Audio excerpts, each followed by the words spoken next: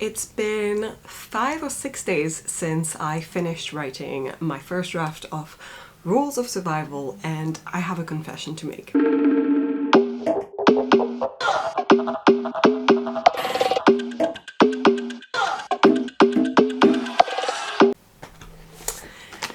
I got a printed copy and I thought this is just for me to have, and then when I'm ready to plunge into it I will start doing revisions.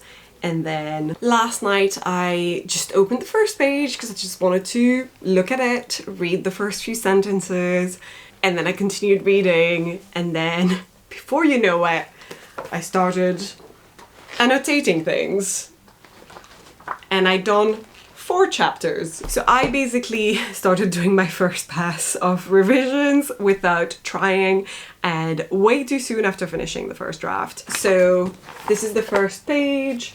I just printed draft 1, the date I finished it at, and my name.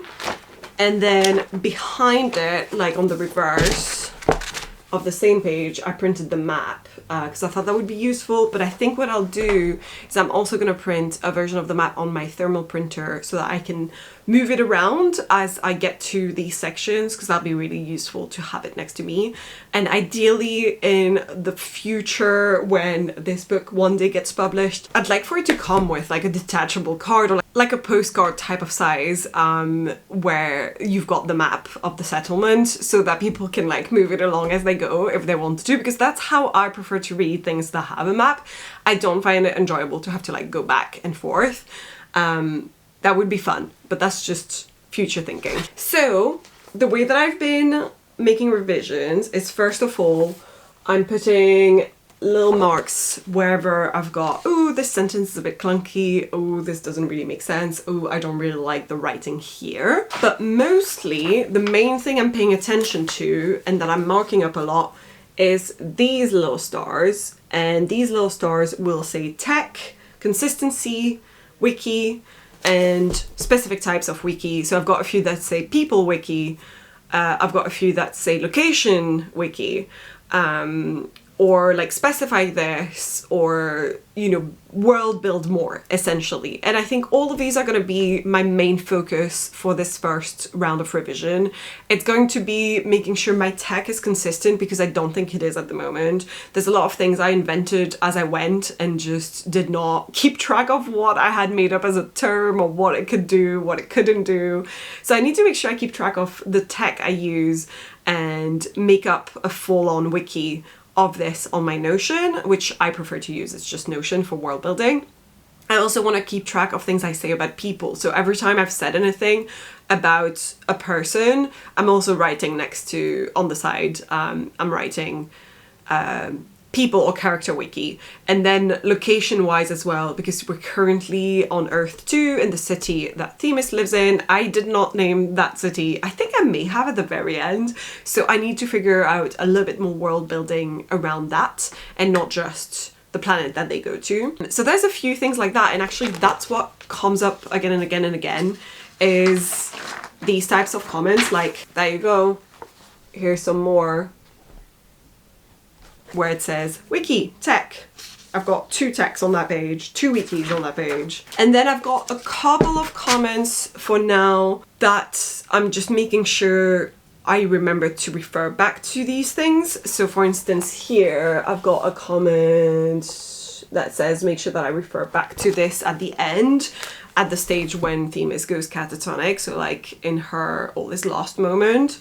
Because I don't think I did, and that was something I initially wanted to do. So just these little comments for continuity, consistency, making sure the plot makes sense.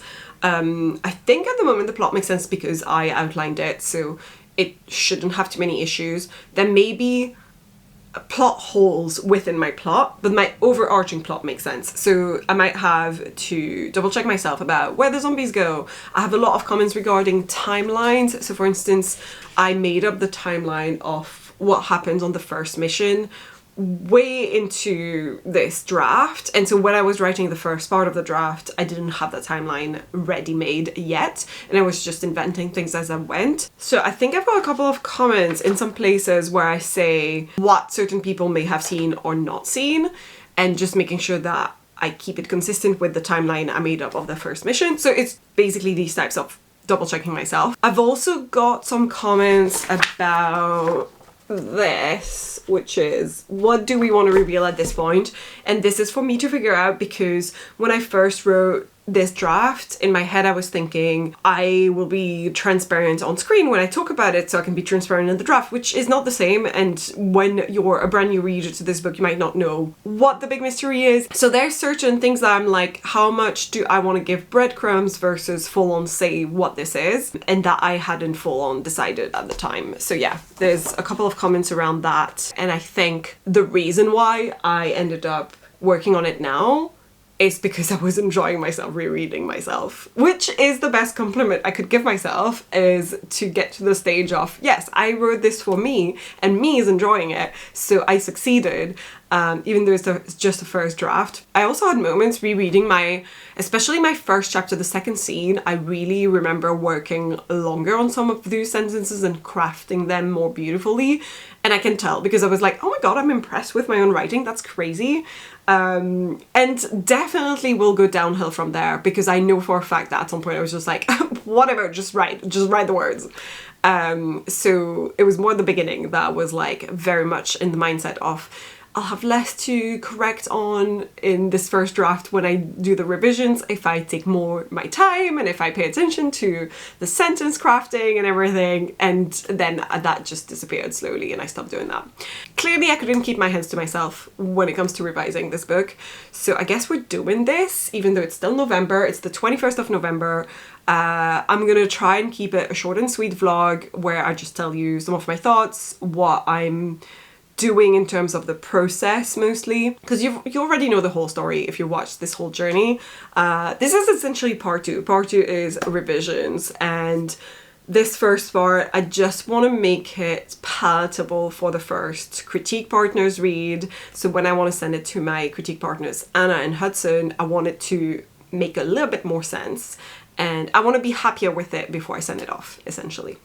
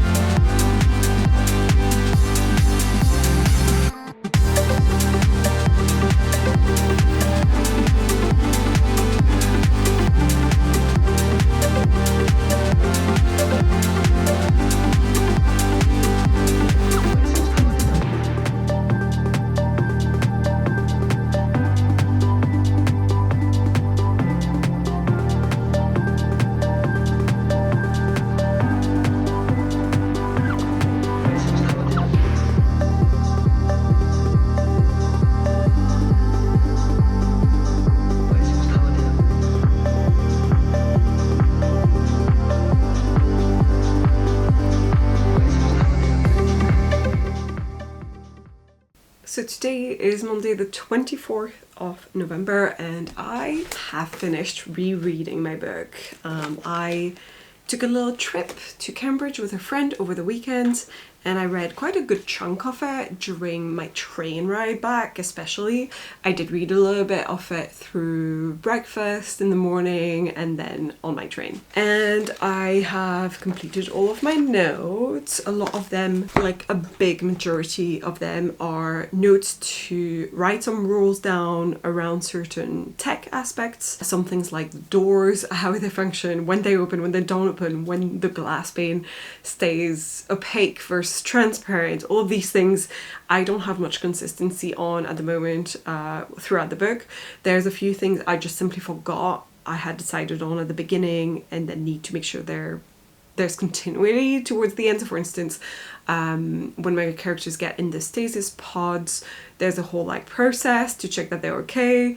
and I didn't do it on the way back, so maybe I need to like implement some of this. And then similarly at the end I'm like, oh, when they come out of the gate they'll be next to Earth 2, but at the start I said they were on a 2 weeks trip to the gate, so that doesn't work. So a lot of my notes are regarding consistency, continuity, making rules and decisions around certain things like tech, the uniforms, like what are they wearing? I realized that I had no clue what they were wearing throughout most of this, and I kept making it up as I went, and then I was like, was he wearing a jacket? Was he not wearing a jacket? A lot of these little details that make it seamless and just create plot holes if it's not seamless. So yeah, I also made a note at the very end with an idea for a potential, not true epilogue. I really wanted to match certain movies that I have watched that are inspiring this sequence. I was thinking of having the end and then sort of epilogue-ish snippets of news and media reacting to them bringing all of this information about Vortex's true activities.